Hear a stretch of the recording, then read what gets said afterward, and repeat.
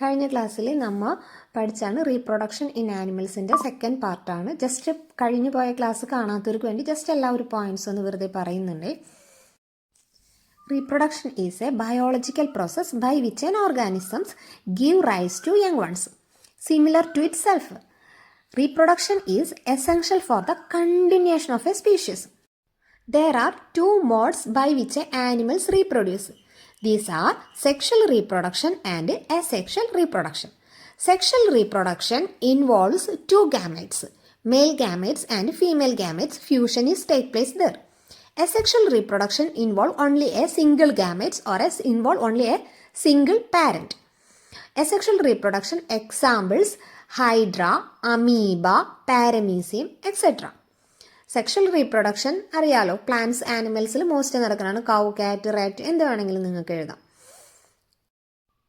Mail reproductive organs include a pair of testis, two sperm duct and a penis. Testis produced the male gametes. Male gametes എന്ന് പറയുന്നത് എന്താ? Sperm. Testis produced the male gametes called sperm. സ്പേമിൻ്റെ സ്ട്രക്ചറും നമ്മൾ പഠിച്ചാണ് അല്ലേ? എന്തൊക്കെയാ? Sperm are very small in size. Each have a head and a middle piece and a tail. അടുത്തത് ഫീമെയിൽ റീപ്രൊഡക്റ്റീവ് ഓർഗൻ ആണ്. Organ are pair of ovaries, oviduct. ഓവിഡക്റ്റിനെ പറയാം ഫെലോപ്പിയൻ ട്യൂബ്യൂൾസ് എന്ന് പറയും. And the uterus. Ovary produced female gametes called ova or eggs. In human beings, single matured egg is released into the oviduct by one of the ovaries every month. ഇനി നമ്മൾ പഠിക്കാൻ പോകുന്നത് fertilisation എന്താണെന്നാണ്. കഴിഞ്ഞ ക്ലാസ്സിൽ നമ്മൾ ചെറുതായിട്ട് പറഞ്ഞിരുന്നു ഫെർട്ടിലൈസേഷൻ എന്താണെന്ന്. സെക്ഷൽ റീപ്രൊഡക്ഷൻ്റെ ഫസ്റ്റ് സ്റ്റെപ്പാണ് എന്ത്? ഫെർട്ടിലൈസേഷൻ എന്ന് പറയുന്നത്. ഫെർട്ടിലൈസേഷൻ എന്ന് പറഞ്ഞാൽ fusion of male and female gamete. അത് മെയിൽ ആൻഡ് ഫീമെയിൽ ഗാമേറ്റിൻ്റെ ഫ്യൂഷനെയാണ് നമ്മൾ എന്തെന്ന് പറയുക? ഫെർട്ടിലൈസേഷൻ എന്ന് പറയും. Mail and female gamete fusion ചെയ്തിട്ട് ഉണ്ടാവുന്ന ആ ഫെർട്ടിലൈസ്ഡ് എഗ്ഗാണ് എന്ത്? സൈഗോട്ട്. സൈഗോട്ട് എന്ന് പറഞ്ഞാൽ ഒരു സിംഗിൾ സെല്ലാണ്. അതിൻ്റെ ന്യൂക്ലിയസും സിംഗിൾ ആയിരിക്കും. അപ്പോൾ രണ്ട് മെയിൽ ഗാമേറ്റിൽ ന്യൂക്ലിയസ് ഉണ്ട്, ഫീമെയിൽ ഗാമേറ്റിൽ ന്യൂക്ലിയസ് ഉണ്ട്. ഈ രണ്ട് ന്യൂക്ലിയയും കൂടി ചേർന്നിട്ട് ഒറ്റ ന്യൂക്ലിയസ് ആണ് ഉണ്ടാവുന്നത്. അതുപോലെ ഒരു എഗ്ഗ് നമ്മുടെ ഹ്യൂമൻ ബോഡിയിൽ ഒരു എഗ്ഗാണ് ഒരു മാസം ഓവറീസ് റിലീസ് ചെയ്യാം.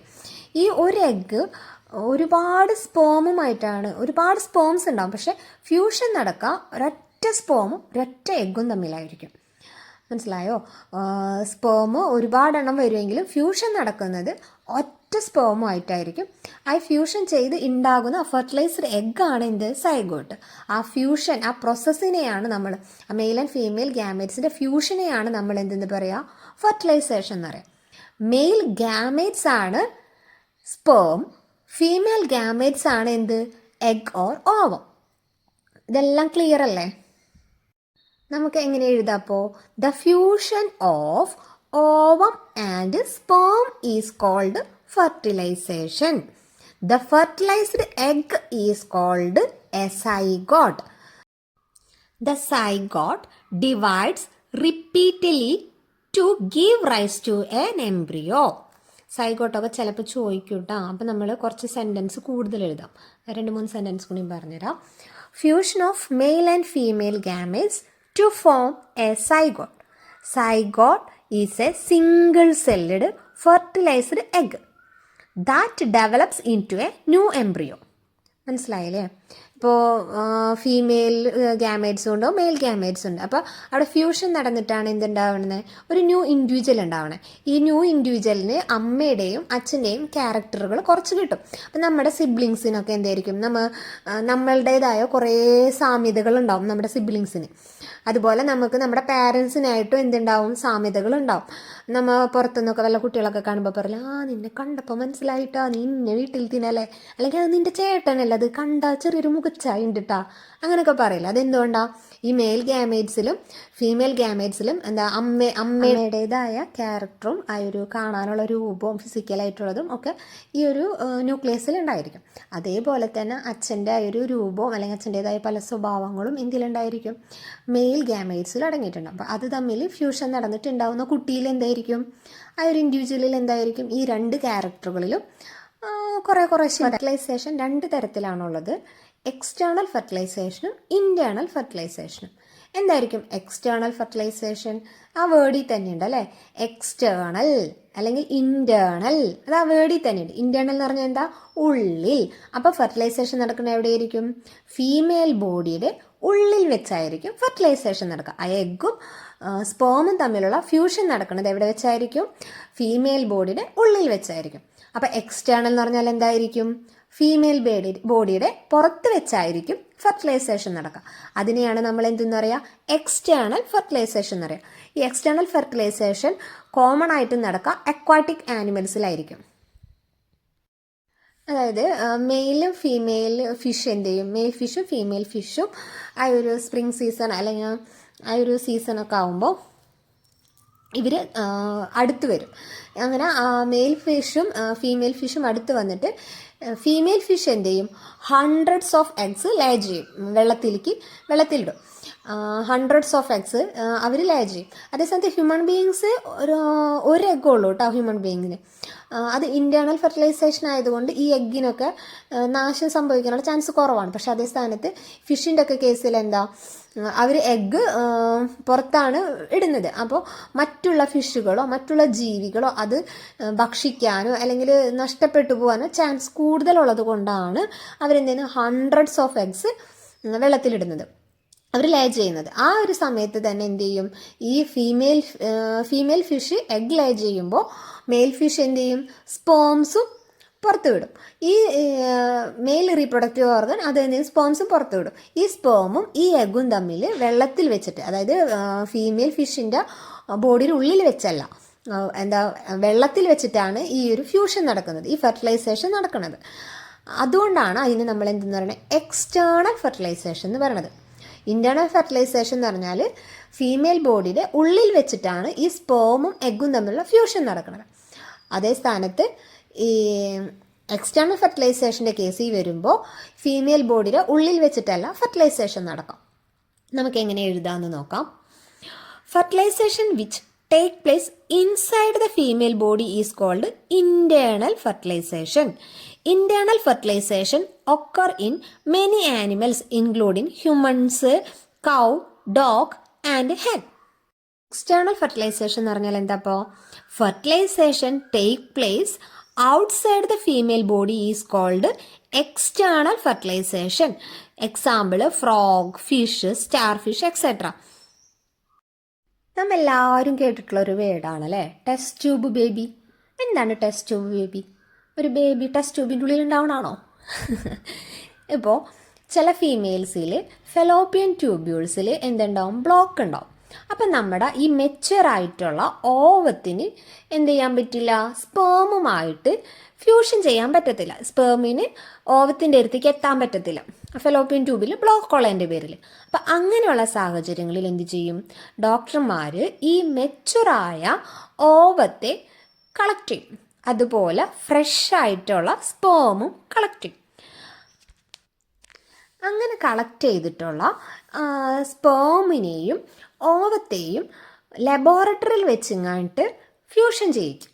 എന്നിട്ട് അവിടെ സൈഗോട്ട് ഫോം ചെയ്യിക്കും. ആ സൈഗോട്ട് കുറച്ച് ഡെവലപ്മെൻ്റ് ആയതിനു ശേഷം ഈ സൈഗോട്ടിന് എന്ത് ചെയ്യും, സൈഗോട്ട് നല്ല ടോപ്പ് പറയാം, അതിനെന്ത് ചെയ്യും, നമ്മുടെ ഈ വുമണിൻ്റെ യൂട്രസിൻ്റെ ഉള്ളിലേക്ക് വെച്ച് കൊടുക്കും. ബാക്കി എല്ലാ കാര്യങ്ങളും സാധാരണ ഒരു ബേബി എങ്ങനെയാണോ യൂട്രസിൻ്റെ ഉള്ളിൽ ഡെവലപ്പ് ചെയ്യുക, ഒരു എംബ്രിയോ എങ്ങനെയാണോ ഡെവലപ്പ് ചെയ്യുക, അതേപോലെ തന്നെ ആ കുട്ടി ജനിക്കും. അപ്പം അങ്ങനെ ജനിക്കുന്ന കൊച്ചുങ്ങളെയാണ് നമ്മൾ എന്ത് പറയുക, ടെസ്റ്റ് ട്യൂബ് ബേബീസ് എന്ന് പറയാം. അതിന് ഇൻവിട്രോ ഫെർട്ടിലൈസേഷൻ എന്ന് പറയും. കാരണം ഫെർട്ടിലൈസേഷൻ നടക്കുന്നത് ഹ്യൂമൻ ബോഡിയുടെ ഉള്ളിൽ വെച്ചാണോ? അല്ല. അപ്പോൾ ഇൻറ്റേർണൽ ഫെർട്ടിലൈസേഷൻ അല്ല, അവിടെ എക്സ്റ്റേണൽ ഫെർട്ടിലൈസേഷനാണ് നടക്കുന്നത്. അതിന് നമ്മൾ പറയുന്നൊരു പേരാണ് ഇൻവിട്രോ ഫെർട്ടിലൈസേഷൻ. ഇൻവിട്രോ ഫെർട്ടിലൈസേഷൻ എന്ന് പറഞ്ഞാൽ എന്താണ്, ഫെർട്ടിലൈസേഷൻ ഔട്ട്സൈഡ് ദ ബോഡി. ലബോറട്ടറിയിലാണ് നടക്കുക. ആ ലബോറട്ടറിയിൽ ഫെർട്ടിലൈസേഷൻ നടന്ന ആ ഒരു സൈഗോട്ട് ഒരു ഇത്തിരി ഡെവലപ്മെൻ്റ് ആയതിനു ശേഷം മദറിൻ്റെ മുമ്പിലേക്ക് യൂട്രസിലേക്ക് കൊടുക്കും. അവിടെ വെച്ചിട്ട് ബാക്കി എല്ലാ വളർച്ചകളും നടന്ന് ഒരു സാധാരണ കുട്ടിയെ പോലെ, നോർമൽ കുട്ടിയെ പോലെ തന്നെയായിരിക്കും ജനിക്കുമ്പോഴും. യാതൊരു വ്യത്യാസങ്ങളും ഉണ്ടാവില്ല. നോർമൽ ബേബീനെ പോലെ തന്നെയായിരിക്കും ടെസ്റ്റ് ട്യൂബ് ബേബീസും. ആകെ ഒരു കാര്യം എന്ന് വെച്ച് കഴിഞ്ഞാൽ ഫെലോപ്പിയൻ ട്യൂബ്യൂളിൽ എന്തുണ്ട്, ബ്ലോക്ക് ഉണ്ടായതിൻ്റെ പേരിൽ അവിടെ വെച്ച് ഫ്യൂഷൻ സംഭവിച്ചില്ല. അതുകൊണ്ട് ആ ഒരു ഫ്യൂഷൻ നമ്മൾ എവിടെ വെച്ച് നടത്തി, ലബോറട്ടറിയിൽ വെച്ച് നടത്തിച്ചു. എന്നിട്ട് നമ്മൾ ബാക്കി എല്ലാ പ്രോസസ്സും സെയിം ആയിരിക്കും. പഠിച്ചതൊക്കെ മറന്നുപോയാ? ഒന്നും കൂടി ഒന്ന് പറഞ്ഞു നോക്കാം. എന്താണ് ഫെർട്ടിലൈസേഷൻ? ഫെർട്ടിലൈസേഷൻ എന്ന് പറഞ്ഞാൽ മെയിൽ ആൻഡ് ഫീമെയിൽ ഗാമേറ്റ്സ് ഫ്യൂഷനെയാണ് നമ്മൾ ഫെർട്ടിലൈസേഷൻ എന്ന് പറയുക. Fertilization male and female gametes fusion നടന്ന് ഉണ്ടാവുന്നതാണ് എന്ത്, സൈഗോട്ട്. സൈഗോട്ട് എന്ന് പറഞ്ഞ ഒരു സിംഗിൾ സെല്ലാണ്, അതിൽ സിംഗിൾ ന്യൂക്ലിയസ് ആയിരിക്കും ഉണ്ടാവുക. സൈഗോട്ടിന് റിപ്പീറ്റഡ് ഡിവിഷൻസ് നടന്നിട്ടാണ് ഒരു ഇൻഡിവിജ്വൽ ഉണ്ടാവുന്നത്. ഇനി ഫെർട്ടിലൈസേഷൻ എന്ന് പറഞ്ഞാൽ എന്താണ്, രണ്ട് തരത്തിലുണ്ട്. ഇന്റേണൽ ഫെർട്ടിലൈസേഷൻ ഉണ്ട്, എക്സ്റ്റേണൽ ഫെർട്ടിലൈസേഷൻ ഉണ്ട്. Internal fertilization take place inside of the female body. External fertilization take place outside of the female body. Examples ഏതാ, ഇന്റേണൽ, ഹ്യൂമൺ, അങ്ങനെ ഒരുപാട്, കൗ, ഡോഗ് ഒക്കെ എഴുതാം. External fertilization common in aquatic animals such as frog.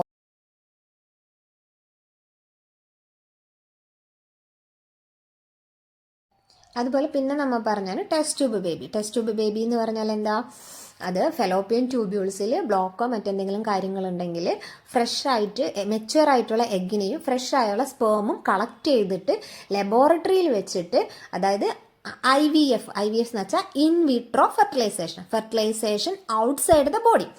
ലബോറട്ടറിയിൽ വെച്ചിട്ട്, അതായത് ബോഡിയിലുള്ളിൽ വെച്ചിട്ടല്ല, ലബോറട്ടറിയിൽ വെച്ചിട്ട് ഫെർട്ടിലൈസേഷൻ നടത്തി സൈഗോട്ടായിട്ട് അത് allows to develop for about a week. Then it plays in the mother uterus. Complete development take place in the uterus and the baby is born like any other baby. മറ്റുള്ള കുട്ടികളും ഈ കുട്ടിയും തമ്മിൽ യാതൊരു difference ഉണ്ടാവില്ല.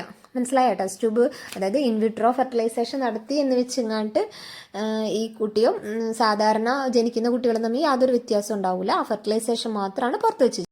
ഇപ്പം നമ്മൾ zygote ഉണ്ടാവണ വരെയും പഠിച്ചു. ഈ സൈഗോട്ടിന് എന്ത് സംഭവിക്കും, റിപ്പീറ്റായിട്ട് ഡിവിഷൻ സംഭവിക്കും.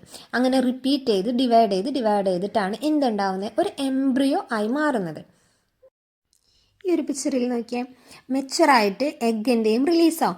ആ ഓവം റിലീസ് ആവണേനെയാണ് നമ്മൾ എന്തെന്ന് പറയുക, ഓവുലേഷൻ എന്ന് പറയാം. ഈ റിലീസായ ഓവം എന്തുമായിട്ട് ഫ്യൂഷൻ നടക്കും, സ്പേമുമായിട്ട് ഫ്യൂഷൻ നടക്കും. എന്നിട്ട് ആ ഫസ്റ്റ് കാണുന്ന ആ ബോളാണ് എന്ത്, സൈഗോട്ട്. ഫ്യൂഷൻ നടന്നു കഴിഞ്ഞ് നമ്മൾ അതിനെന്താ പറയുക, പിന്നെ സൈഗോട്ട് എന്നാണ് പറയാം. ഈ സൈഗോട്ട് എന്ത് ചെയ്യും, ഡിവിഷൻ നടക്കും. സിംഗിൾ സെല്ല് എന്താവും, 2 സെല്ല് 3 സെല്ല് അങ്ങനെ ഡിവൈഡ് ചെയ്തിട്ടാണ് എന്താവുന്നത്, ഒരു എംബ്രിയോ ആയിട്ട് മാറുന്നത്. ഇത് നോക്കിയാൽ കണ്ട, ആദ്യം സിംഗിൾ സെല്ലായ സൈഗോട്ടായിരുന്നു. ആ സൈഗോട്ട് എന്തായി, 2 സെല്ലുള്ള സ്റ്റേജായി, പിന്നെ അത് 4 സെല്ലുള്ള സ്റ്റേജായി, പിന്നെ 8 സെല്ലുള്ള സ്റ്റേജായി, പിന്നെ മോറുല എന്ന് പറഞ്ഞ സ്റ്റേജായി, പിന്നെ ബ്ലാസ്റ്റോസൈറ്റ്, ഒരു ബോൾ ഷേപ്പിൽ കുറേ സെല്ലുകളായി അല്ലേ. അപ്പോൾ ഈ സൈഗോട്ടിന് എന്തായി, ഫസ്റ്റ് സ്റ്റേജ് ഫെർട്ടിലൈസർ എഗ്, ഒറ്റ ന്യൂക്ലിയസും ഒറ്റ സെല്ലുമായിരുന്നു. അത് കണ്ടിന്യൂസ് ആയിട്ട് ഡിവിഷൻ നടന്നിട്ട് അവസാനം ബ്ലാസ്റ്റോസൈറ്റ് എന്ന് പറഞ്ഞൊരു സ്റ്റേജിലേക്ക് എത്തി. അപ്പോൾ ചുറ്റും കുറേ സെല്ലുകളുണ്ട്. ഇതൊക്കെ എന്ത് ചെയ്യും, ഓരോ ഗ്രൂപ്പ് ഓഫ് സെൽസ് ആവും. ഈ ഓരോ ഗ്രൂപ്പിൽ നിന്നും എന്തുണ്ടാവും, ഓരോ ഓർഗൻസും ഓരോ ബോഡി പാർട്സും ആയിട്ട് മാറും. ഈ സെൽ ഡിവിഷൻസ് എല്ലാം നടക്കുന്നത് ഫെലോപ്പിയൻ ട്യൂബ്യൂൾസിലാണ് കേട്ടോ. നമ്മൾ നേരത്തെ കുറച്ച് മുന്നേ പറഞ്ഞില്ലേ, ടെസ്റ്റ് ട്യൂബ് ബേബീസ് എങ്ങനെയാണ്, ഫെലോപ്പിയൻ ട്യൂബുകൾ ബ്ലോക്കാണ്. അപ്പോൾ സൈഗോട്ട് ഉണ്ടാകാൻ പറ്റില്ല. സൈഗോട്ട് മാത്രമല്ല, ഈ ഡിവിഷൻസും പോസിബിൾ ആവില്ല. എംബ്രിയോയാണ് യൂട്രസിൽ വന്ന് അറ്റാച്ച് ചെയ്തിട്ട് കുട്ടിയാവുന്നത്. അപ്പോൾ ഈ ഒരു സ്റ്റേജ് വരെയും ഈ ഡിവിഷൻസ് എല്ലാം എവിടെ വെച്ചായിരിക്കും നടക്കുന്നുണ്ടാവുക, സൈഗോട്ട് ഡെവലപ്മെൻറ്റ് മാത്രമല്ല, ആ ഒരു കുറച്ച് ഡിവിഷൻസും എവിടെ വെച്ച് തന്നെയായിരിക്കും നടക്കുന്നുണ്ടാവുക, ആ ലബോറട്ടറിയിൽ വെച്ചായിരിക്കും നടത്താം. ഇനി നമുക്ക് ഈ ഡെവലപ്മെൻറ്റ് ഓഫ് എംബ്രിയോ അത് എങ്ങനെ എഴുതാൻ നോക്കാം. Fertilization results in the formation of a zygote. റിസൾട്ടായിട്ടാണ് സൈഗോട്ട് ഉണ്ടാവുന്നത്, which begins to develop into an embryo. The zygote divides repeatedly to give rise to a ball of cells. ഈ zygote എന്തെയും റിപ്പീറ്റായിട്ട് divide ചെയ്തിട്ട് എന്താവാണ്, ഒരു ball പോലെയുള്ള ball like cells ആവാണ്. ഒരു ബോളിന്റെ ആകൃതിയിലേക്ക് ഈ cells എല്ലാം divide ചെയ്തിട്ടാവും. The cells then begins to form groups.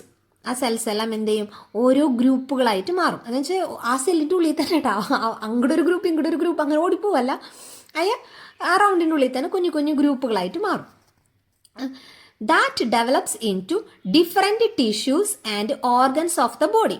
ആ ഓരോ ഗ്രൂപ്പ് സെൽസ് എന്തായി മാറാണ്, ഓരോ ഓർഗൻസും ആയി മാറും. This developing structure is termed an embryo. ഈ ഡെവലപ്പിംഗ് സ്ട്രക്ചറിനെയാണ് നമ്മൾ എന്തെന്ന് പറയാ, എംബ്രിയോ എന്ന് പറയാം. The embryo get embedded in the wall of the uterus four further development. ഈ എംബ്രിയോയാണ് എവിടെ, യൂട്രസിൻ്റെ വോളിൽ വന്ന് അറ്റാച്ച് ചെയ്യുകയും പിന്നീട് അത് ഒരു ഇൻഡിവിജ്വലായിട്ട് മാറുകയും ചെയ്യും. പിന്നീട് ഈ എംബ്രിയോ എന്ത് ചെയ്യും, പിന്നെയും ഡെവലപ്മെൻറ്റ്സ്, അതായത് റിപ്പീറ്റഡ് ഡിവിഷൻസും ഡെവലപ്മെൻറ്റ്സും ഒക്കെ നടന്നിട്ട് ഓരോരോ ബോഡി പാർട്സുകൾ, അതായത് ഹാൻഡ്, ലെഗ്, ഐ, ഹെഡ്, ഇതൊക്കെ ഒരു വിസിബിളായി കാണാൻ പറ്റുന്ന ഒരു രീതിയിൽ നമുക്ക് പറയാം ഫീറ്റസ്. എംബ്രിയോ ഡെവലപ്മെൻറ്റ്സ് നടന്നിട്ട് അതിൻ്റെ ബോഡി പാർട്സ്, ഹാൻഡ്സ്, ലെഗ്സ് ഒക്കെ നമുക്ക് എന്ത് ചെയ്യാൻ പറ്റും, ഐഡൻറ്റിഫൈ ചെയ്യാൻ പറ്റും ബോഡി പാർട്സ്. ആ സ്റ്റേജാണ് നമ്മൾ എന്തെന്ന് പറയുക, ഫീറ്റസ്. എവിടെ വെച്ചാണ് ഈ ഡെവലപ്മെൻറ്റ്സ് ഒക്കെ നടക്കുന്നത്, യൂട്രസിൽ വെച്ചാണ് ഡെവലപ്മെൻറ്റ് നടക്കുന്നത്. The embryo continues to develop in the uterus. It gradually develops body parts such as hand, leg, head, eye, ear, etc. The stage of embryo in which all body parts can be identified is called fetus. മനസ്സിലായില്ലേ? When development of the fetus is completed, the mother gives birth to the baby. അതായത് developments എല്ലാം complete ആയി കഴിയുമ്പോൾ ഈ foetus എന്ന് പറഞ്ഞ stage, പിന്നെ ആ ഫീറ്റസ് എന്ന് പറഞ്ഞ സ്റ്റേജിൽ നിന്ന് ഡെവലപ്മെൻറ്റ്സ് എല്ലാം കംപ്ലീറ്റ് ആയി കഴിയുമ്പോൾ എന്ത് ചെയ്യും, നമ്മൾക്ക് കുഞ്ഞു ബേബി പുറത്തേക്ക് വരും. ഓവറീസിൽ നിന്ന് ഓരോ മാസവും ഒരു ഓവറിയിൽ നിന്ന് എഗ്, മെച്ചുറായിട്ടുള്ള എഗ് റിലീസ് ചെയ്യും. അതിനെയാണ് നമ്മൾ ഓവുലേഷൻ എന്ന് പറയാം. ഈ റിലീസായ എഗ് സ്പേമുമായിട്ട് ഫ്യൂഷൻ നടക്കും. ആ ഫ്യൂഷൻ നടക്കുന്നതിനെയാണ് നമ്മൾ എന്തെന്ന് പറയുക, ഫെർട്ടിലൈസേഷൻ എന്ന് പറയാം. അങ്ങനെ ഫ്യൂഷൻ നടന്നിട്ട് എന്തുണ്ടാവും, സൈഗോട്ട് ഉണ്ടാവും. സൈഗോട്ട് സിംഗിൾ സെല്ലാണ്, സൈഗോട്ടിൽ ഒരു ന്യൂക്ലിയസ് ഉണ്ടാവുള്ളൂ. ഈ സിംഗിൾ സെൽ എന്ത് ചെയ്യും, ഡിവിഷൻസ് തുടങ്ങും. അങ്ങനെ 1 സെൽ സ്റ്റേജ്, 2 സെൽ സ്റ്റേജ്, അങ്ങനെ ഡിവൈഡ് ചെയ്തിട്ട് ഒരു ഗ്രൂപ്പ് ഓഫ് സെൽസ് ആവും, ഒരു ഷേപ്പിലുള്ള ഗ്രൂപ്പ് ഓഫ് സെൽസ് ആവും. ഈ ഗ്രൂപ്പ് ഓഫ് സെൽസ് എന്ത് ചെയ്യും, ഓരോ ഓർഗൻസ് ആയിട്ട് ഡെവലപ്പ് ചെയ്യാനായിട്ട്, അല്ലെങ്കിൽ ഓരോ ബോഡി പാർട്സ് ആയിട്ട് ഡെവലപ്പ് ചെയ്യാൻ തുടങ്ങും. ഈ ഒരു സ്റ്റേജിനെയാണ് നമ്മൾ എന്തെന്ന് പറയുക, എംബ്രിയോ എന്ന് പറയാം. അത് കഴിഞ്ഞ് ഈ എംബ്രിയോ എന്ത് ചെയ്യും, വീണ്ടും ഡെവലപ്പ് ചെയ്തുകൊണ്ടിരിക്കും. അവിടെ വെച്ച് ഡെവലപ്മെൻറ്റ് നിൽക്കുന്നില്ലല്ലോ. ഈ എംബ്രിയോ എന്ന് പറയുന്നത് വീണ്ടും ഡെവലപ്പ് ചെയ്യുകയും വീണ്ടും ഇത് ഡിവിഷൻസ് നടക്കുകയും ചെയ്യും. അങ്ങനെ നമുക്ക് എന്ത് ചെയ്യാൻ പറ്റും, ഓരോ ബോഡി പാർട്സും ഐഡൻറ്റിഫൈ ചെയ്യാൻ പറ്റും. ഹാൻഡ്, ഐ, ഇയർ എന്നൊക്കെ പറഞ്ഞ് നമുക്ക് ശരിക്കും ഐഡൻറ്റിഫൈ ചെയ്യാൻ പറ്റും. പക്ഷേ പൂർണ്ണ വളർച്ച എത്തിയിട്ടില്ല. പക്ഷെ ഓരോ ബോഡി പാർട്സ് നമുക്ക് ഐഡൻറ്റിഫൈ ചെയ്യാൻ പറ്റും. ആ ഐഡൻറ്റിഫൈ ചെയ്യാൻ പറ്റുന്ന സ്റ്റേജിനെയാണ് നമ്മൾ എന്തെന്ന് പറയുക, ഫീറ്റസ് എന്ന് പറയാം. ഈ ഫീറ്റസ് വീണ്ടും ഡെവലപ്മെൻറ്റ്സ് നടന്നിട്ടാണ് എന്താവുന്നത്, ഒരു ന്യൂ ബോൺ ബേബി ഉണ്ടാവുന്നത്. Mother give birth to the baby. ആ കംപ്ലീറ്റ് ഡെവലപ്മെൻറ്റ്സ് ഫീറ്റസിൻ്റെ നടന്നു കഴിഞ്ഞാൽ എന്തെടുക്കും, mother birth to the baby. നമ്മൾ കുറേ കാര്യം പഠിച്ചില്ലേ? ഒരു കാര്യം ചോദിക്കട്ടെ, കോഴിയുടേത്, അതായത് കോഴിക്ക് ഇൻറ്റേർണൽ ഫെർട്ടിലൈസേഷനാണോ എക്സ്റ്റേണൽ ഫെർട്ടിലൈസേഷനാണോ നടക്കുന്നത് എന്ന് പറഞ്ഞേ, ആലോചിക്ക് വേഗം പറഞ്ഞേ. ഇൻറ്റേർണൽ ഫെർട്ടിലൈസേഷനാണോ എക്സ്റ്റേണൽ ഫെർട്ടിലൈസേഷനാണോ? നമ്മൾ പഠിച്ചു ഇൻറ്റേർണൽ ഫെർട്ടിലൈസേഷൻ എന്താണ്, എക്സ്റ്റേണൽ ഫെർട്ടിലൈസേഷൻ എന്താണ്. പറഞ്ഞേ, കോഴിക്ക് എന്താ നടക്കണേ, ഇൻറ്റേർണൽ ഫെർട്ടിലൈസേഷനാണ് അല്ലേ. സ്പേമും ഓവവും തമ്മിൽ ഫ്യൂഷൻ നടക്കുന്നത് എവിടെയാണ്, ഫീമെയിൽ ബോഡിയുടെ ഉള്ളിലാണ്. മനസ്സിലായോ? അതുകൊണ്ട് ഇത് ഇൻറ്റേർണൽ ഫെർട്ടിലൈസേഷനാണ് കേട്ടോ. അപ്പോൾ നമ്മൾ നേരത്തെ കണ്ടു, ഓവുലേഷൻ നടന്ന് ഓവം ഫെലോപ്പിയൻ ട്യൂബ്യൂളിലേക്ക് വരും, ഓവിഡക്റ്റിലേക്ക് വരും. അവിടെ വെച്ചിട്ട് എന്ത് സംഭവിക്കും, സ്പേമുമായിട്ട് കോണ്ടാക്റ്റ് ഉണ്ടായിട്ട് ഫ്യൂഷൻ നടന്ന് സൈഗോട്ട് ഡെവലപ്പ് ചെയ്യും. സെയിം തന്നെയാണ് ഈ ഹെന്നിൻ്റെ കേസിൽ നടക്കുന്നത്. പക്ഷെ ഒരു വ്യത്യാസം എന്ന് പറഞ്ഞാൽ ഈ ഫെലോപ്പിയൻ ട്യൂബ്യൂളിൽ കൂടെ ഈ സൈഗോട്ട് പോകുമ്പോൾ ഈ സൈഗോട്ടിന് റിപ്പീറ്റഡ് ഡിവിഷൻസ് നടക്കുന്നുണ്ട്. അതും നേരത്തെ കേസിൽ അങ്ങനെ തന്നെയാണ്. ഈ റിപ്പീറ്റഡ് ഡിവിഷൻ നടന്ന് ഒരു ഈ എംബ്രിയോയ്ക്ക് എന്ത് ചെയ്യും, ഈ ഫെലോപ്പിയൻ ട്യൂബ്യൂളിൽ കൂടെ ഈ സൈഗോട്ട് പോയിക്കൊണ്ടിരിക്കുമ്പോൾ തന്നെ ഓരോരോ ലെയറുകൾ ഈ എംബ്രിയോയ്ക്ക് ചുറ്റും വരും. എന്നിട്ട് ഏറ്റവും അവസാനം ഒരു ഹാർഡായിട്ടുള്ളൊരു ലെയറും വരും. ഈ ഹാർഡായ ലെയറാണ് എന്ത്, നമ്മൾ കോഴിയുടെ മുട്ടത്തൊണ്ടില്ലേ, കോഴിമുട്ടത്തൊണ്ട്, അത്. അങ്ങനെ ഇത് ഈ എംബ്രിയോന എന്ത് ചെയ്യും, ഈ ഒരുപാട് ലെയറുകളും ഏറ്റവും പുറമെ ഈ ഹാർഡായ ലെയറും കൂടി കവർ ചെയ്തിട്ട് ഈ എഗ്ഗ്, അപ്പോൾ ആ എഗ്ഗാണ് എന്ത് ചെയ്യണത്, കോഴി ഇടുന്നത്. ഈ എഗ്ഗ് ഫെർട്ടിലൈസ്ഡ് എഗ്ഗ് ആണെങ്കിൽ ഈ എഗ്ഗിനെ നമ്മൾ എടുത്ത് വെച്ച് കോഴി അടിയിരിക്കാൻ കണ്ടിട്ടില്ലേ, 21 ഡേയ്സ് ഇത് കോഴി അടി ഇരുന്ന് കഴിഞ്ഞാൽ ഹാച്ച് ചെയ്ത് കഴിഞ്ഞാൽ എന്ത് സംഭവിക്കും, അത് ബാക്കി എല്ലാ ഡെവലപ്മെൻറ്റ്സും ഈ കോഴി മുട്ടര ഉള്ളിൽ വെച്ചാണ് നടക്കുന്നത്.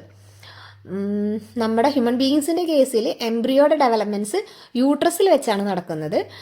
ഡിവിഷൻസ് നടന്ന് ഈ യൂട്രസിന് വേണ്ട എല്ലാതും ന്യൂട്രിയൻസും മറ്റെല്ലാം എവിടെ നിന്നാണ് കിട്ടുന്നത്, മദറിൻ്റെ ബോഡിയിൽ നിന്നാണ് കിട്ടുന്നത്. പക്ഷേ കോഴിയുടെ കേസിൽ എന്താ, എഗ് ലേയിങ് ആനിമൽസിൻ്റെ കേസിൽ എന്താ സംഭവിക്കുന്നത്, ഈ മുട്ടരുള്ളിൽ ഈ എംബ്രിയോയ്ക്ക് വളരേണ്ടതായ എല്ലാ കാര്യങ്ങളും അതിനുള്ളിൽ ഉണ്ടായിരിക്കും. ആ കാര്യങ്ങൾ